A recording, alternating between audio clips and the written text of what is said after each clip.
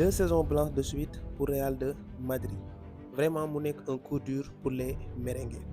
parce que tey jii nii Real Madrid kenn dootu ko présenté ci histoire football parce que bu ñu nee 15 Ligue des champions benn équipe ci histoire football musu ko def te pourtant Real Madrid mooy la seule équipe bi nga xam ne réalisé na ko mais actuellement vraiment équipe bi mu ngi en crise mais li gën a critique ci situation bi mooy sortie médiatique bi nga xam ne seen président bi génn na ba def ko muy Florentino Pérez mu nekk déclaration yoo xam ne vraiment day soulever d'énormes interrogations ci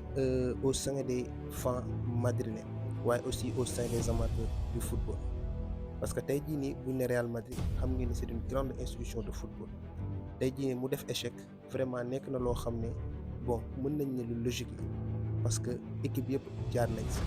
mais en tant que président mu dénk la équipe bu mel nii je pense que mën nga génn def beneen déclaration boo xam ne vraiment day promettre li nga xam ne mooy espoir révolution ci équipe bu mel nii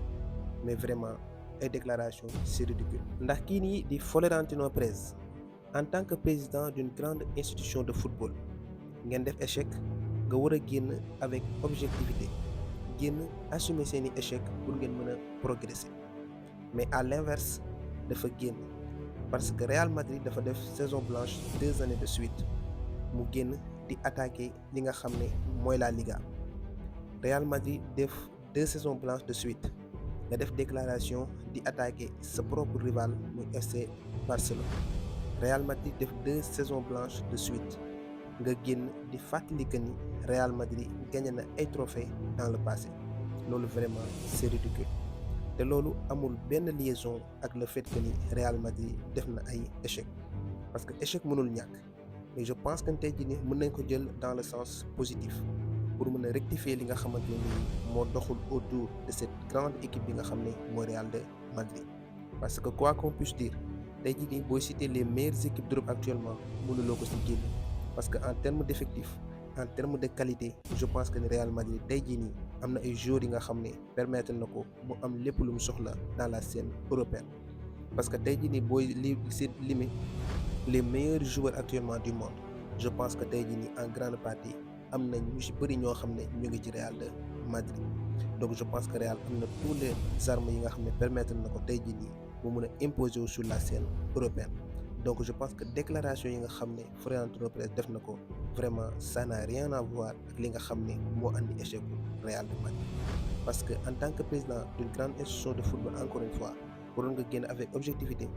jéem a leeral li nga xamante ne tey jii nii moo andi seeni échec mais aussi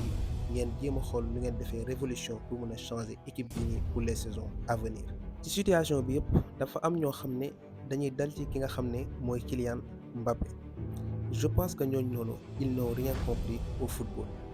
parce que kii di Kylian Mbappé ce n'est qu'une victime dans toute l'histoire parce que koo xam Mbappé xam ne c'est un joueur bi nga xamante ne nii vraiment tey jii c'est l'un des meilleurs joueurs au monde. bu ñu fàttaloo si ko si ginnaaw bi muy jógee Monaco fa la defee révélation vraiment mu marqué fa def fa saison bu exceptionnelle avant que muy dem PSG mais aussi coupe du monde 2018 ngeen xam bu baax Kylian Mbappé tout ce qu'il a fait avec l'équipe de France ba jël coupe du monde 2022 bi passé mu nekkoon finaliste mais moo terminé meilleur buteur te tey jii ni Real de Madrid fi mu toll actuellement le meilleur joueur de cette équipe mënoo ko si génnee mooy Kylian Mbappé 2 saisons yi nga xam ne passé na ko au Real de Madrid tout le temps mooy terminer meilleur buteur en Liga mais aussi vraiment à chaque match boo xam ne compliqué na moom mooy ki nga xam ne moo leen si génne donc le meilleur joueur du Real Madrid cette saison c'est bien Kylian Mbappé donc je pense que moom ce n'est qu'une victime dans toute l'histoire parce que tey jii nii le seul problème c'est un problème structurel encore une fois au-delà de ça ñu si bëri ñu ngi traité club bi comme équipe boo xam ne day dajale ay stars je pense que au bout d'un moment faut arrêter parce que équipe bii nii di Real de Madrid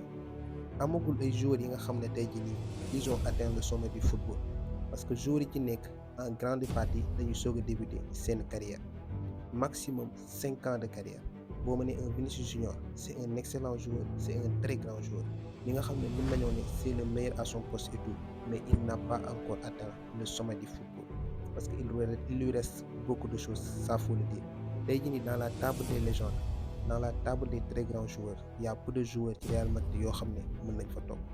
boo mu ne un Kylian Mbappé c'est un très grand joueur, un bon joueur et tout, mais il n'a pas encore atteint le sommet du football. Donc tey jii nii Real de Madrid nekkul équipe boo xam ne day dajale ay stars, parce que tey jii nii les grandes stars du football je pense que tey jii nii ñoom àggaguñ ci niveau boobu, parce que ce sont des jeunes yi nga xam ne ils viennent à peine de débuter leur carrière. Kon donc le problème est plus profond que ça.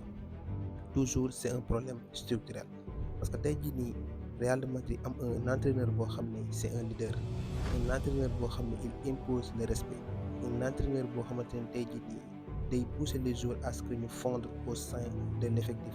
Vraiment moom mooy nekk la seule solution pour mën a révolutionner cette équipe. tey jii mën nga ko jël à l'exemple du Paris Saint-Germain avec Luis Enrique. En tout cas mu ngi noonu, c'est vraiment dur et c'est vraiment triste pour le Real de Madrid, mais ce qu'il faut comprendre c'est que le football c'est un projet boo xam ne c'est un projet à long terme,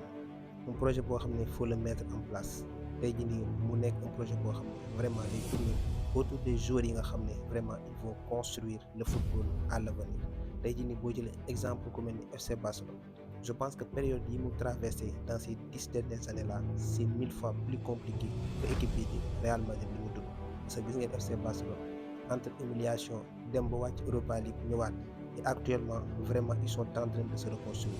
kon tey jii nii Real de Madrid il n'a encore rien perdu, mais juste que tey jii nii il ne faut pas précipiter les choses, parce que c'est ça le football. Il faut mettre un projet boo xam ne day dem à long terme pour mën a construire une équipe boo xam ne day solide, une équipe boo xam ne day soudée, pour mën a construire une équipe boo xam ne vraiment day mën a dominer. parce que xam ngeen ni Real de Madrid bi nga xam ne moo fi nekkoon dans les